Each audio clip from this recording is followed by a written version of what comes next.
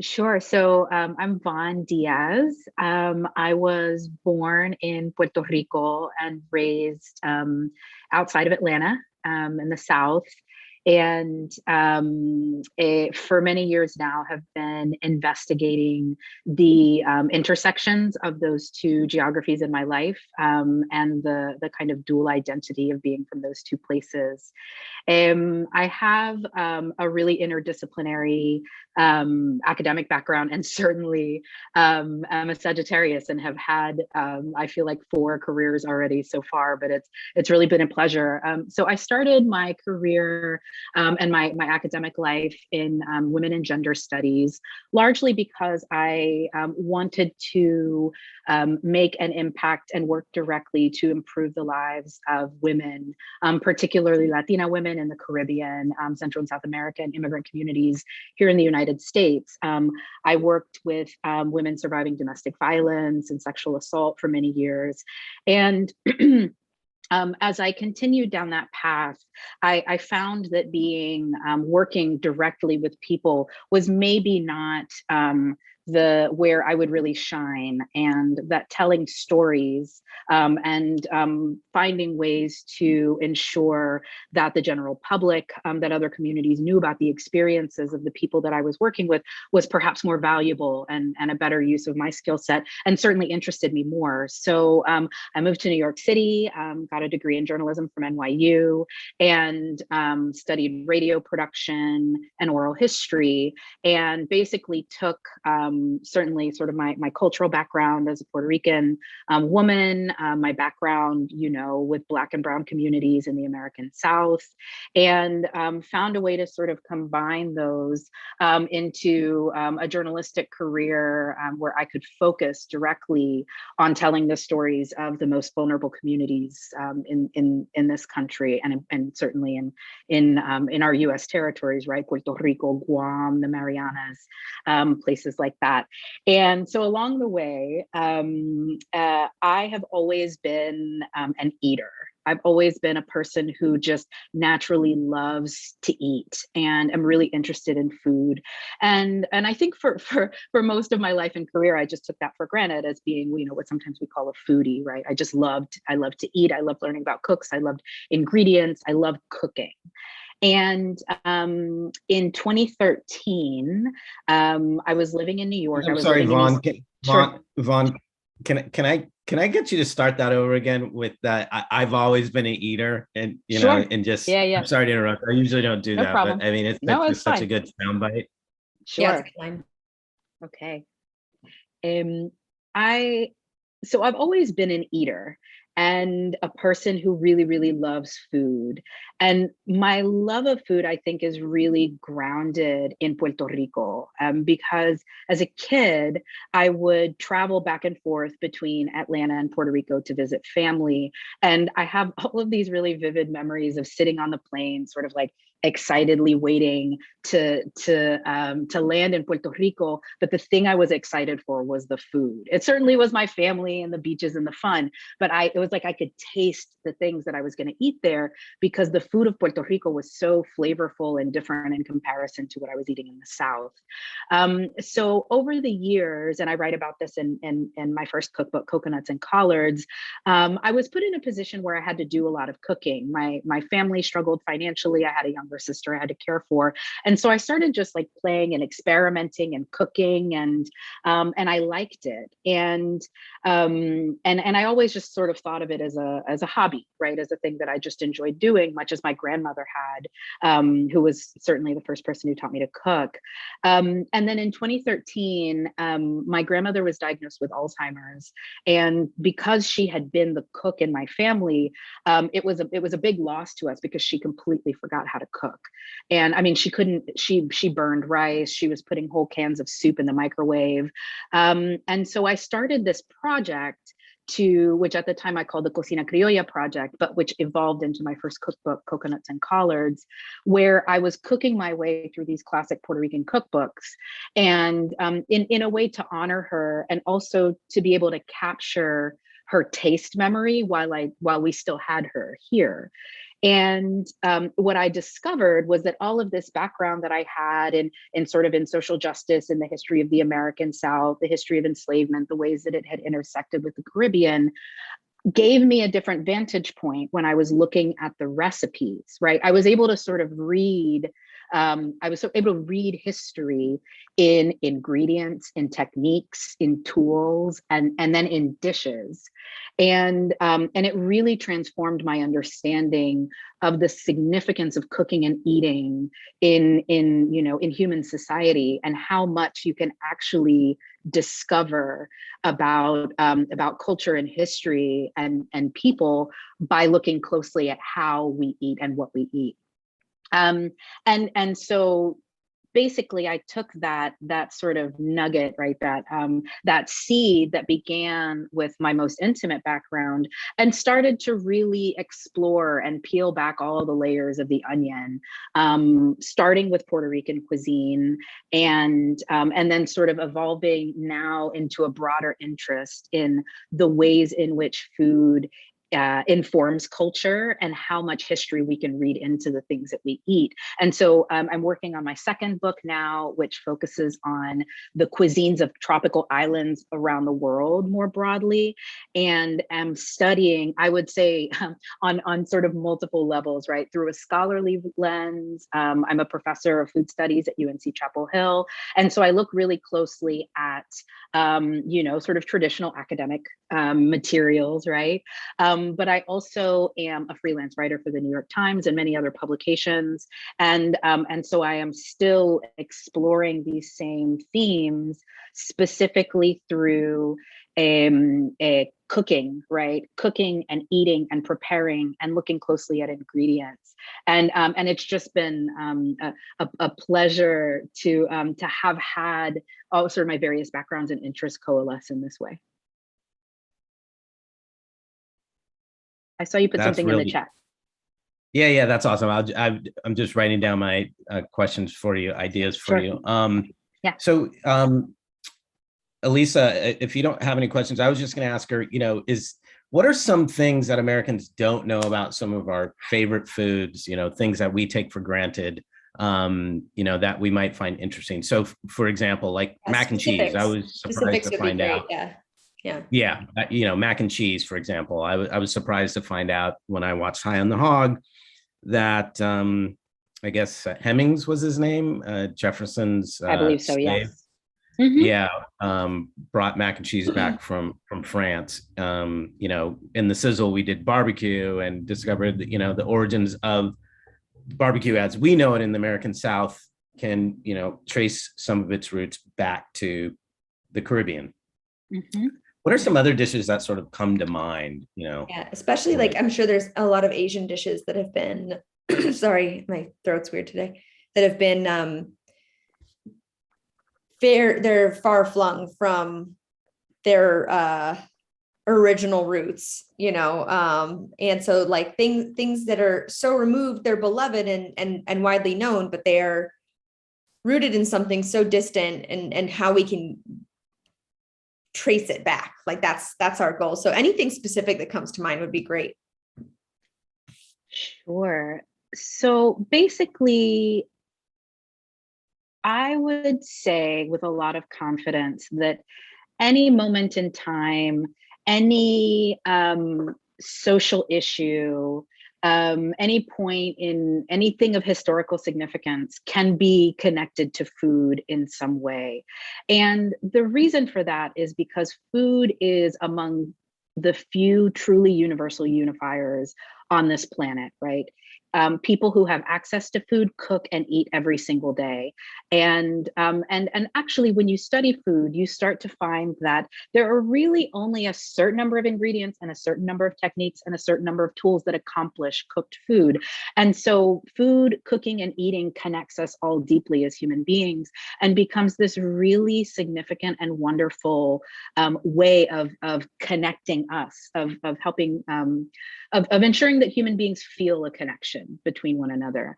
And the United States is a really interesting place to explore the universality of food and the way that it connects us, because there is no sort of origin cuisine in the United States, because the cuisine of the United States is a hybrid of the foods and ingredients and processes of all of the immigrant communities that have landed on this particular piece of earth, right?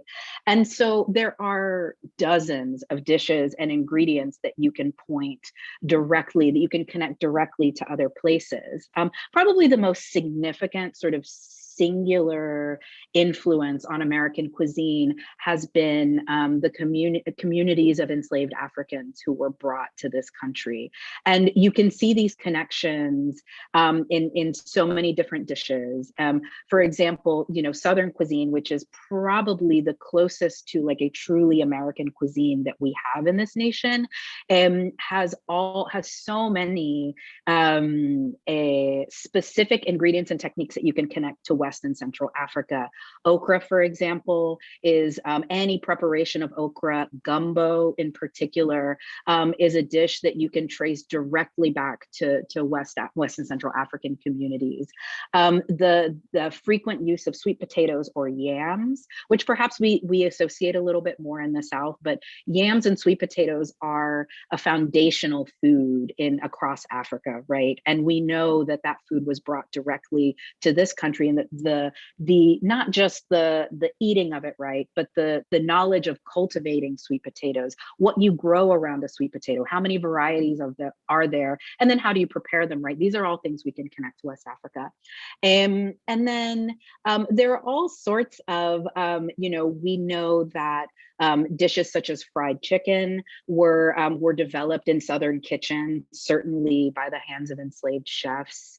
We now know from documentary series like High on the Hog that dishes like macaroni and cheese, right, which we take as every day, can be directly traced to enslaved cooks, and not just sort of in what we think of as the Deep South, right, but all the way up to Virginia and Maryland and in the area we know as DC. And then as you move through time, and particularly at the turn of the 20th century, when we see an influx of immigrant communities coming to the United States from all over the world, particularly from Europe and from Asia, we start to see even more specificity. So Chinese food, for example, which is ubiquitous in the United States, began to the United States became infused with Chinese cuisine around the turn of the 20th century.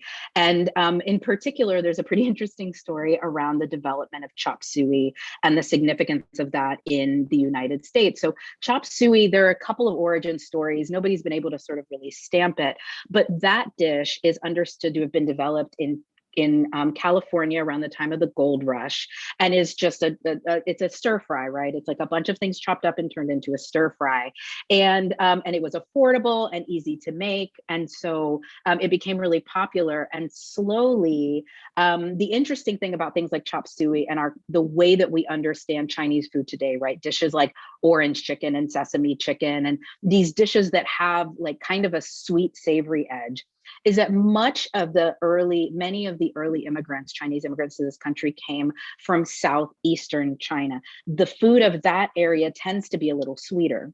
And so the sweetness of some of these dishes, again, things like sesame chicken and, and General Tso's chicken, these are American inventions that were brought in flavors and techniques and ingredients from China, then became quite popular and proliferated all the way across the United States, so that today, you have small, Chinese restaurants in every strip mall in the country.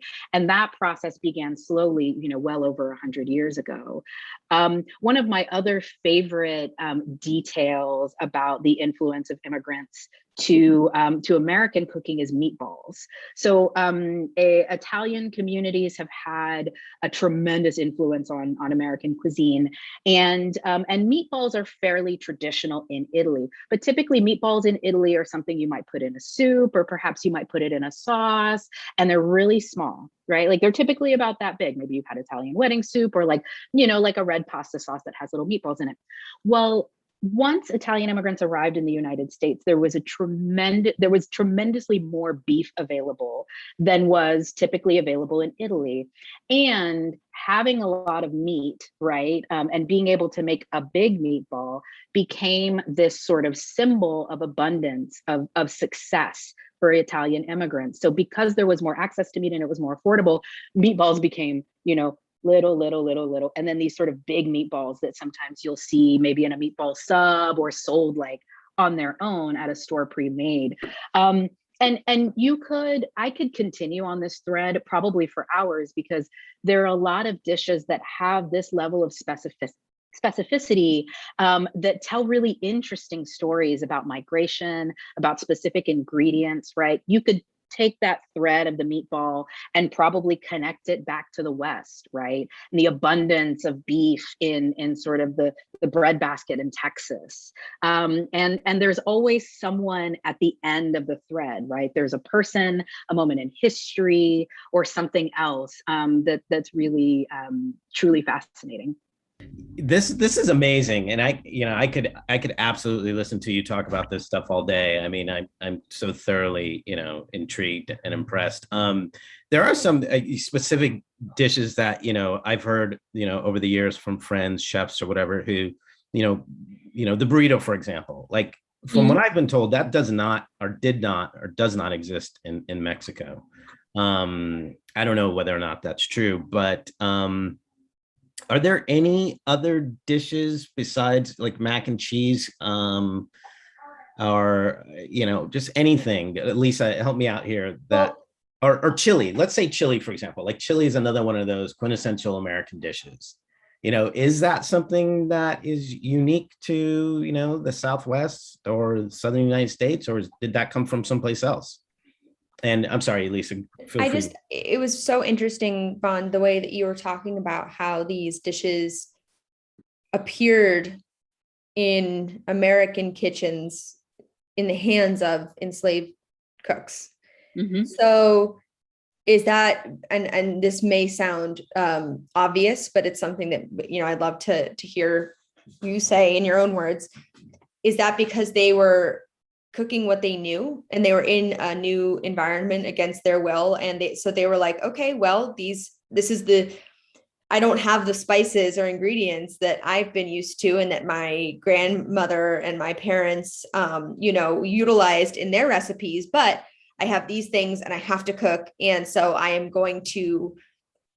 Do you think that recipes and dishes then underwent a transformation because they were being forced into this new world, and so that they were making their own version of something? Like, is that where a lot of changes may have happened to dishes? Because it fascinates me when we were investigating barbecue, talking about seeds and herbs that we don't use here. I mean, you could find them in a market, but they're not typically what we would associate with it. So it's like the ingredients too are fascinating, because we do want to have an element of hunting down what these were supposed to be originally made with. So is that a transitional time when people who were being forced to cook brought them here? Like how was that transformative? So I'll answer that. And then Nate, I'll go back to, I can't speak to chili, but I can speak a little bit to sort of Mexican food and like which dishes are popular here and potentially why. So Southern cuisine is really one of the most fascinating things to study, in my opinion, because there are a lot of different factors that led to what we understand as Southern cuisine today. We have to remember that the original colonizers to the United States were coming largely from Northern Europe, right? They were coming from places like Germany, Holland, England, Scotland, places that are not known, right, for having particularly flavorful food. And I think that you would argue that that's true even today. And so they also, because of the nature of European colonization to this country, didn't particularly take an interest in learning from the indigenous people of this country how to cook, what grows well here, and how to prepare things. And so we arrive at the time of enslavement, of the antebellum era in the South, where there is a tremendous influx of enslaved African people who are being forced to work in literally every aspect of life, right? They're housekeepers, they're cooks, they're farmers, they're gardeners. And my understanding, and part of what makes this such an interesting and inspiring and also sort of empowering perspective, right, is that these individuals came to this country with a tremendous amount of knowledge, right? Knowledge of how to cultivate things, what to cultivate, what grows well in certain kinds of soil, how do you care for crops? And then they were taking that knowledge, and two things I would say were happening. The first thing that was happening was that we know that enslaved people were being provided with the least desirable scraps of food for their own meals and in their own sort of makeshift kitchens. And so things like ash cake, which is a way of preparing cake where you put a dense dough directly into coals, was something that evolved during that period of time, and something that people still eat in the South with a different preparation. Using, cooking down really tough cuts of meat, stewing things for long periods of time, and also cooking things with a lot of pork fat became a really popular process and technique for Southern cooking, because enslaved cooks were being provided with a bunch of pork fat, right? Potentially given lard or fatty cuts of meat over, say, like a roast, right? Nobody was providing the enslaved people, right, with like a whole leg of lamb. They were being provided with hocks, with feet, things of that nature. And so they began to develop some of these cooking techniques in their own kitchens, right? And then they were charged to feed their enslavers. So something interesting, and I'm not sure if people have really talked about this, but I think what I've come to understand is that the enslaved cook is also charged with keeping the master happy, right? So they want to cook things that are delicious. And I'm certain that in many of these households, people were put under a lot of pressure to cook things that tasted really good. And I think a lot of what you see in Southern cuisine is actually human ingenuity, of finding ways to make really delicious things with what is available. And that, combined with, again, the kinds of techniques and processes that they were learning in their own kitchens, plus all of this ancestral knowledge that came from Western and Central Africa around, what tastes good and how to combine things. Something that comes to mind in particular are collard greens, right? Typically in the South, collard greens are prepared with what we fondly call pot liquor, right? And so it's typically, some kind of little bits of pork, sometimes a ham hock or fat back or something like that, which is used to flavor the greens. You cook the greens down with some kind of liquid, some broth if you have it, or just water. And then you get these like really slow simmered, delicious stewed greens that are, really tender. That is a dish that really you can connect both to sort of the African preparation of greens, Caribbean preparation of certain greens, and then this, this abundance of pork fat and stock and things of that nature that came up in the South. Other dishes that I can think of, succotash is a really interesting dish that I think people are probably familiar with. Typically it's like corn, tomato, lima beans, and squash. And succotash is a really interesting hybrid, actually, between indigenous communities and enslaved African cooks, because corn, beans, and squash are called the three sisters in a lot of indigenous communities. They are three crops that are actually grown together. They're usually grown in the same plot because they keep each other healthy. And so this dish is actually a coming together of three things that grow really well, and then combined with these sort of Southern techniques, a little bit of bacon fat, some like tomatoes, which are abundant in the South and really juicy and delicious. But so I would argue, and a lot of folks have looked at this, that the dishes that we love in the South came from this really sophisticated process that leads back to Africa, but also really points to resilience and ingenuity among people who, you know, found ways to make things delicious under duress and with really limited ingredients. And then thinking more about other dishes that point to moments in history or communities, certainly in the last 100 years, we've seen an explosion of Mexican cuisine in this country. Right? I would say maybe even more in like the last 50 years. And what's interesting, right, is that like when you think about the Mexican dishes that you're familiar with, they might be burritos, tacos, tortas, tostadas, enchiladas, right, guacamole, nacho, salsa, right? Like, and interestingly, I did while I was teaching my class recently, I looked at a map of the most popular dishes that people were ordering under the pandemic, and like taco, nacho, burrito, all over the country. Like basically every single state in the nation, with the exception of maybe 2 or 3, was eating something that came from an immigrant community. But Mexican food was really high on the list of things that people eat a lot of in this country. And what's significant about the kind of food, the kind of Mexican food that we eat in this country, is that really those things are snack foods in Mexico, right? Certainly people in Mexico wrap all sorts of things into tortillas, might call it a burrito, might not, right? But tortillas are foundational to Mexican food. You will always have tortillas, much like we might have cornbread or a roll with our food, right? Like in Mexico, that is a tortilla. And typically it's a corn tortilla, it could also be a flour tortilla. So tacos are super abundant. Nachos are literally like stale tortillas traditionally, right? That are cut up and deep fried, and then you put stuff on them. But again, these are snack foods, right? Like this is stuff that that you might get from a food cart, from a vendor, and a lot of them are very portable. Tamales, right? Like a tamale is something that you can make quickly, it'll keep, and it's in a little package, and you can just sort of store it and eat it later. And I would argue that much of the Mexican food that we're familiar with in this country comes from the tradition and communities of workers, right, that have been keeping the United States going in multiple industries for, you know, at least the last 100 years. Again, they're quick, they're portable. It's something you can eat on the go and then continue and go back to work.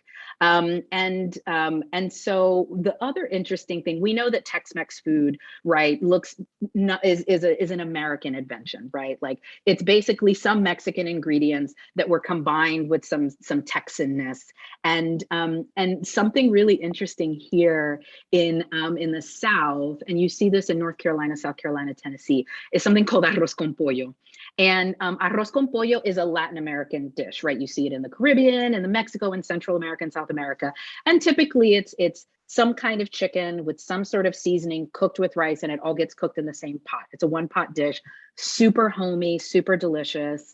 And here, arroz con pollo has been turned into ACP. It's typically what it's called. It's become an acronym, and it's a traditional arroz con pollo that is slathered in cheese sauce, and I mean like covered in queso dip, and it's such an interesting sort of like, it's like rice and chicken became mac and cheese, and it's something that, from what I understand, is not necessarily something that like Latino communities craved or even order. It's something that non-Latino communities have sort of developed an affinity for. So, I mean, I think Mexican food is really interesting in this country because it's one of those cuisines that people love, want to eat, and want to keep really cheap. Right. So some of the actually more complex dishes that better represent Mexico, mole, for example, which is beloved, is nowhere near as popular as a burrito or nachos, right? Because it's not as known, and it's not what people think of when they think of Mexican food. And I think that you could very easily tie that to broader social perceptions of Mexican people, you know, of the value that is placed on those communities and the way we understand their role in this society. And I think it's just a really fascinating topic. This is also interesting and fascinating. You know, It's awesome. A couple of things, I want to say. My mom used to make mole when I was a kid because she lived in Mexico City for a little while, so she knew how to make it. I Yeah, love it's mole. so complex. Yeah. I didn't see it in restaurants until I became an adult. Like, Yeah. well, until I became an adult here in Los Angeles. Mhm. And it's interesting what you say about, immigrant communities coming from certain parts of countries, Mhm. coming to the United States and bringing those foods with them. So, Yeah, like if you're a wealthy, Mexican national, you're not moving to the United States. Things are great in Mexico City. exactly. Yeah. You know what I mean? Or in Oaxaca, or in, Or in Oaxaca. Yeah, Yeah, yeah, yeah. And therefore those communities aren't bringing their Mexican foods with them. So then it begs the question, like spaghetti in the United States. I mean, same thing with Italy. It was the poor from a certain part of Italy who were coming to the United States. They brought their dishes with them. So if we were to, trace spaghetti, for example, back to Italy, and if you don't know the answer to this, that's fine. How might that look different? How might the Italian dishes look different back in Italy? So I'm certainly not an expert on Italian cuisine, but I can tell you what I do know. So Italy, much like a lot of what I will call old world cultures in this conversation, um, Italy is incredibly regional in terms of its cuisine, but so is France, and so is Spain, and so is Portugal, and so is Mexico, right? And certainly, I'm sure that also I lived in Holland for a period of time. Dutch cuisine is not necessarily very exciting, but particularly, I would say older societies have a tremendous amount of regionality, right, in the way that dishes are prepared, because we have to remember that before the advent of all of our modern technologies, if there was a mountain between you and another city, you might not get to know that city for a really long time, right? Because you can't pass that, you can't cross that mountain, right? And so societies might develop side by side with a large river or a body of water or a mountain in between them, and never really cross pollinate. And so I think you see that in a lot of geographies across the world. I'm thinking in terms of Mexican cuisine, right? The cuisine of Oaxaca is completely different than the cuisine of Mexico City. There's a lot of terrain between those two places. There's an entire forest of cactus, just to mention like sort of one geographic barrier that might lead to different things growing in different places, different evolutions of cuisines. And so in Italy, what we know is that the food of sort of northern Italy is very different than the food of southern Italy and of places like Sicily and Naples. The food in Rome is more likely to be saucy, more tomatoes, and that makes sense, right? Because it's hotter in southern Italy than it is in northern Italy. Tomatoes need a lot of sun, and the best tomatoes you will ever eat grow in places with a lot of sun and water, right? And so Roman cuisine is more likely to have a traditional, like spaghetti marinara. They're also more likely to have, my understanding is that the pizza that ultimately became what we have turned into American pizza now, right? That preparation of pizza comes from the south of Italy, is my understanding. But then as you go into places like Florence and Turin, for example, Turin is known in particular for having a tremendous abundance of truffles. And so the cuisine of this would be Northwestern Italy, a lot, you'll see a lot of mushrooms, you'll see more sort of cream sauces, the different kinds of, they might be more likely to dry pastas. And so the pastas might have different texture. And then in places like Florence, I've traveled to Florence a couple of times, and there's a particular soup, I'll try to remember the name of it, that is not something that you would think of as being Italian food, but it's incredibly traditional. And it is sort of the closest thing I would imagine is like a minestrone, right? So you have maybe some beans, maybe some kind of vegetable, some kind of broth. And then traditionally it's prepared with old bread, right? Bread that's gone stale. And it turns into this like delicious porridge that's really nourishing. But it's colder in Tuscany than it is in southern Italy, right? And so we know that in particular in New York City, which is in many ways, right, the epicenter of immigrant influx into this country, right, where the most different kinds of people arrived and then interacted with one another. We know that many of the immigrants coming into the United States at the turn of the 20th century came from places like Sicily and southern Italy. And so, of course, the cuisine is going to reflect their knowledge, their ingredients, their flavor profile, more so than it would some of these other areas of Italy. And at least that's my understanding. And that's interesting that you say that, because I traveled in Spain a few years ago and really did like a road trip to every corner. I'm jealous. Spain. Yes. It was awesome. And I was there in winter. But I love paella. And it was amazing how every region had a different one based on, the traditional ingredients and what was available. So obviously the coastal areas were big on seafood. Then they had chorizo and like other things in other paellas, or mushrooms, and just it was mostly like vegetables and stuff like that. I just thought it was so interesting. And some places would offer paellas from other regions, and other places were like, go away if you want that paella, right. like go down to Madrid. Right. No, the Spanish are so proud. Well, and Spain is such an interesting country to look at in terms of food for multiple reasons, right? So as I was saying earlier, geography shapes cuisine just as much as sort of culture and history. And so the Basque region of Spain, right, which is on the northern, is split from most of the rest of Spain by the Pyrenees. And on top of that, there's known Celtic and Northern European influence in Portugal and northern Spain, in large part because of the trade of cod between sort of Nordic countries and that part of the world. There's super fascinating history. But so the cuisine of Basque country is really like, you'll find like blood sausages, potatoes, really heavy, dense dishes, not a ton of sort of fresh flavors, certainly not like what we associate with places like Barcelona. And you go to Barcelona, access to the ocean, right? Influence from Italian cultures, influence from French cultures, because they're sort of touching in that area, really robust, and a lot of trade in that region. Madrid is a little bit more central in the country, right? So it's got its own cuisine. And then as you continue to go down and move into Andalusia, right? Andalusia has tremendous Islamic influence, right? From colonization. And so those dishes, bear the marks of certain Middle Eastern flavors and spices. So, traveling through, and this is true of a lot of places, and I would say it's certainly true of the United States. You could travel through the United States and start eating hamburgers in Maine, right? And just eat hamburgers all the way up and down the coast and through the United States. And you will probably have 100 different preparations of a hamburger, right? Because some will be fatter, some will be smaller, some of the meat will be seasoned, and all of these things are connected to immigration, to access to ingredients, to temperature, right? To climate and what grows. This is why I really think that every single moment in history and social issue can be tied back to food in some way.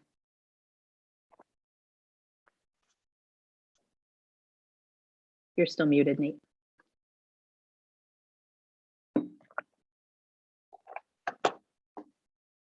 I still can't hear you. Incredible. Yeah, there you go. I was multitasking. Yeah, this is absolutely incredible.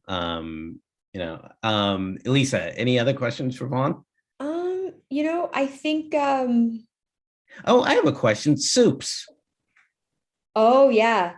Listen, soup is my favorite food. I want to make and watch a show about soups. Absolutely. There'd be an entire show about soup. I think James is wrong about that one. I know he's like, soup is boring. Sorry, when you watch this, James, you're wrong. But every place has their own soup. There are so many different types of soups. But I mean, do you know anything at all about, let's say, chicken soup? Like that is something like you think of as being like, just totally Americana, like apple pie, do you have any idea? And I'm just curious, just what the origin, like a chicken soup are.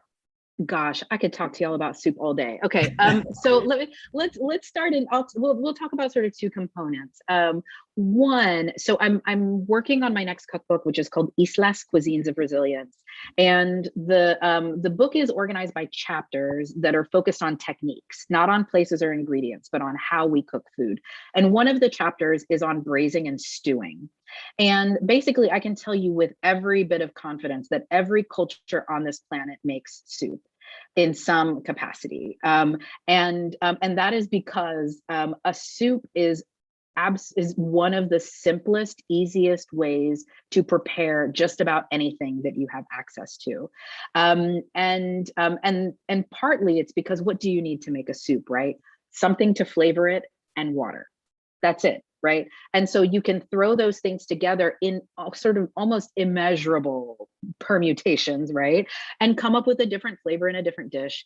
Sort of a couple of things that I think are significant about soup. One is that in all of the cultures that I know of, there is a practice of making a bone broth. And that is where you cook down the bones of any animal, right? Could be goat, chicken, lamb, beef, you name it. Any animal that has a bone, seafood, you can make a bone broth with. Although you can't really make seafood bone broths because it's more delicate. But the process of making a bone broth is so nourishing and significant to human societies because by cooking down bones for long periods of time, you extract all of the minerals, the collagen, the marrow from those bones, and the broth itself becomes infused with this incredibly nourishing element that can, people have said can cure cancer, is certainly absolutely the foundation for the best chicken soup you'll ever have, right? Is this nourishing, sort of minerally, it's a nourishing, healthful, vitamin rich, delicious thing that particularly when you're not feeling well, nothing feels better in the world than having hot broth when you're not feeling well. And that's for any number of illnesses, right? Whether you have a cold, your stomach isn't well, you have anything. And so the thing that I can say about something like chicken soup, right, and its origins, is that I would argue that every culture on this planet has a chicken soup. And I have seen dozens of different kinds of recipes. You look at Vietnamese cuisine, there is a chicken pho, right? In Puerto Rico, we have all nature of sopa de pollo with rice in it, with any number of things.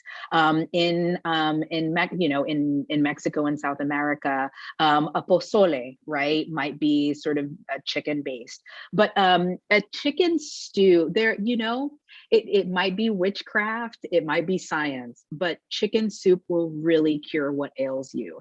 And the different kinds of herbs and spices that folks add to chicken soups are really interesting and tell stories. But at the bottom line, in literally every culture that I've studied in terms of foodways, a chicken soup or a chicken broth is what people are going to give you to help you heal.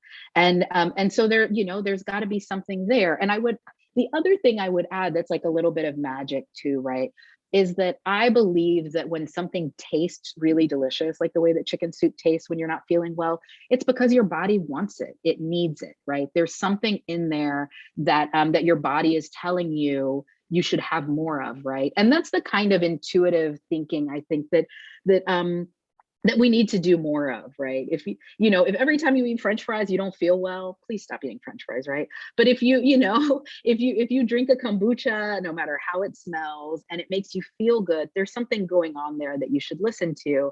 And bodies are individual, right? So, but again, I mean, chicken soup is the one, right, that will cure whatever. Absolutely. So question for you, and then I want to try and nail you down on something. So if I'm going to make a chicken soup for my daughter who, isn't feeling well, I should definitely use the bones, not just. Yes. Okay. So in my personal opinion, the best chicken soup is always made by starting with a whole chicken. Whole chicken in a pot with broth, carrot, onion, celery, maybe garlic, maybe bay leaves, whatever it is that you like. And then you cook that until the chicken is done. and pull the chicken from the bones, throw the carcass back in the pot if you have time, and just let it pull all of that deliciousness out. Because it is, again, there's this healthful quality to it, but it's also the flavor, right? Like the flavor that comes from, and this is a thing that I've learned about braising and stewing. For certain things, the longer you cook it, it does change the flavor, because flavor deepens with time. Because it's ultimately a process of breaking down the cell walls, right? I mean, because cooking is science, right? So you have to cook a bone broth down for a while, because that's what the bone needs in order for the cell walls to break down, and then for you to be able to extract these nutritive qualities. And you can only imagine human beings 300-400 years ago, right? Pot, water, bones, just I mean, letting it simmer all day and tasting it as they went and adding more things to make it delicious. But it's in my opinion, a whole chicken, or at the very least, like, cut up chicken parts, but definitely with a bone. Okay. Mhm. I didn't have it on mute, and then I did. But if I had to guess, I would say, so like, and tell me what you think, Elisa. Chicken soup. When I think of chicken soup, do I think of it? Is it something that I associate with the Midwest or the South? And just like, like there are different forms of barbecue all over the world, but barbecue as we know it has been influenced by the Caribbean. Mm-hmm. I think. Anyway, mm-hmm. I mean, there's Korean barbecue, Hawaiians have their form of barbecue, there's smoked, pig in Africa. And, maybe it's the Caribbean and Africa where we, get our influences from. But chicken soup, I tend to think of the Midwest or the South. And if that's the origin of chicken soup as Americans know it, I'm going to say, I'm guessing where the overseas origins of it are. I'm going to have to look into that. You get what I'm saying? I think I sort of, part of what I'm hearing what you're saying is that I think that at this point, and this might be an interesting intersection, right? I think that when we think of chicken soup, we almost immediately think of like Campbell's, right? It's like we think about, it's like, I don't know, like chicken soup sort of is like steeped in Americana. And I think that we do associate things like Campbell's soup, even though Campbell's is based in Pennsylvania, with the Midwest. And I would think that if we think of like foundational Americana as being based in the breadbasket versus a more, because I would say the South would be more thought of for something like chicken and dumplings than just sort of like a chicken noodle soup. And I don't know, I would be, maybe this is a crumb trail you can follow. I wouldn't be surprised if our current iteration of chicken soup isn't based in some kind of German kind of like like almost like sort of dumpling lengthened and then turned into kind of a noodle.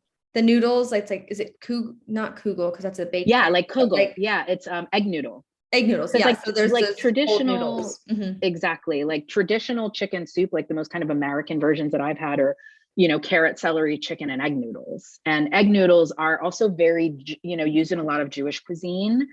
There may be a connection there. I mean, matzo ball soup. Yeah. Matzo ball soup is really interesting because traditional matzo balls are supposed to be made with, I'm forgetting the name of it, sort of Yiddish name for it, but with chicken fat. And it's one of the few things where you actually see the use of chicken fat to create a dumpling. Versus any number of fats. And that, I believe, is a kosher practice. So, maybe there's a Jewish origin, a Northern European Jewish origin to chicken soup.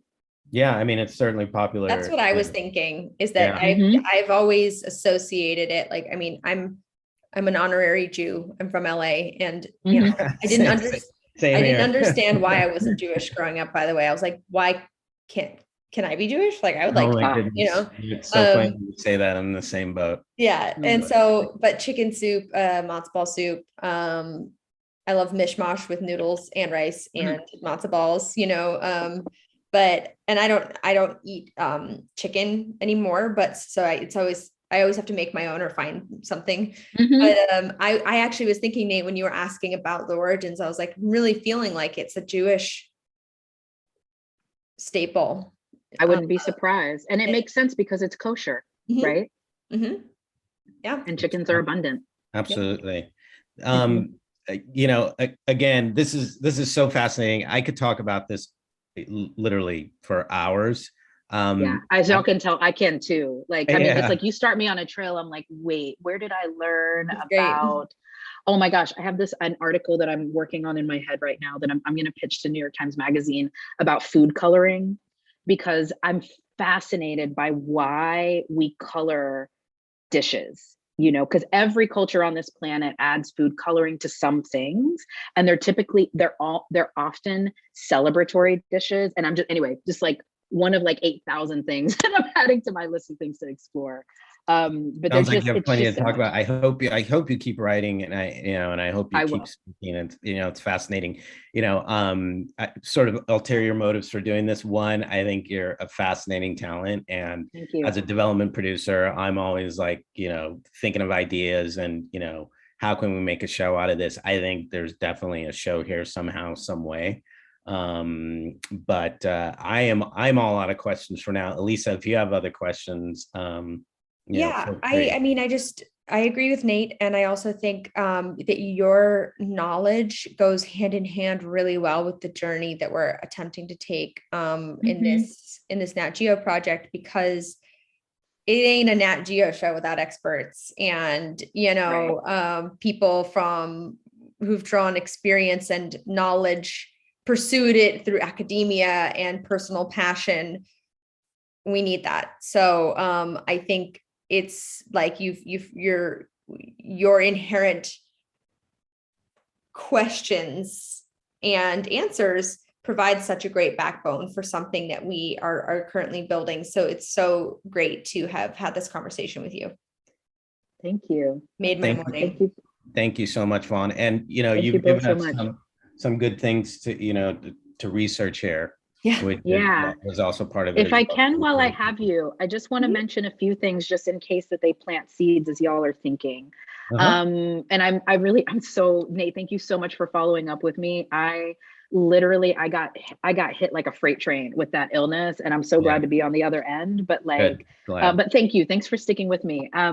So a few things that I that might be interesting to y'all. One, I have this book project that I'm working on, and I will be traveling to tropical islands all over the world to explore the ways in which people who live in places that are environmentally vulnerable have to cook in ways that are really resilient. And a lot of those techniques are ones that are the oldest ways that we cook on this planet, and use only resources that are not modern, right? Fire, water, steam, elemental things, fermentation, pickling, marination. Like, these are things that don't require any modern tools. And so like I am becoming really knowledgeable about that. And this is also, it's a global project, and it's so cool. It's really, really interesting.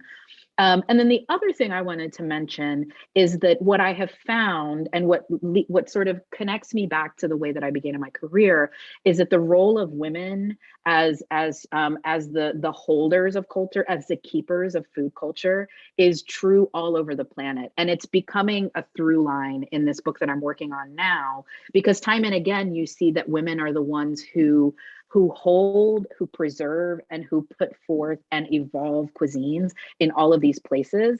And it's not what the book is about, but it just is. It's one of those things that it's like, this is just all over the planet. This group of people is making sure that we have a food history, and are writing it down or passing it down orally or through storytelling, right? Or just, like the rule of the pinchito, right? Like, grandmas don't write recipes down. They just tell you how to make it. So you got to cook with them. And there's like something interesting there that I'm exploring. So just a couple more things for y'all to think about.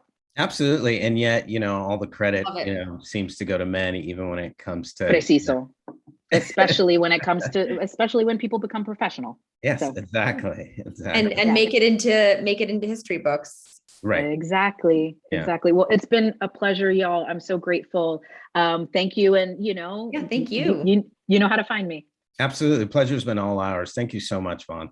All right. Take care. Bye. Bye. Ciao.